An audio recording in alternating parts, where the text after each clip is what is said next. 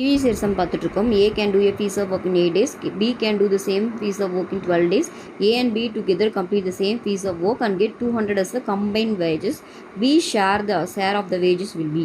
A வந்து 8 நாட்களில் முடிப்பார். B வந்து 12 நாளில் முடிப்பார்னா ஏவும் பியும் சேர்ந்து அந்த வேலையை முடிக்க 200 வாங்குறாங்கன்னா பிக்கான ஊதியம் மட்டும்தான் கேட்குறாங்க. சரியா? ஏவோட இந்த மாதிரி சொன்னவன் என்ன சொல்லியிருக்கேன், 1 day ஒர்க் தான் கால்குலேட் பண்ணும். ஏவோட 1 day ஒர்க் பார்த்தீங்கன்னா உங்களுக்கு என்ன வரும், 1 day ஒர்க்கு 1/8 கரெக்டாக. பியோடதும் கொடுத்துருக்காங்க எவ்வளோ, 1/12.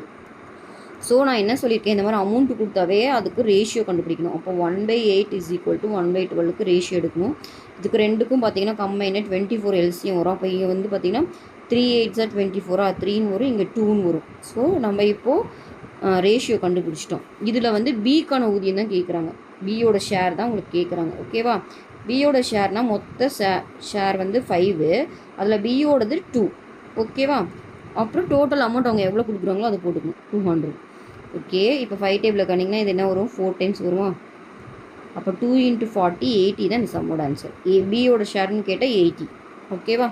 80 தான் இந்த இதோட ஆன்சர்.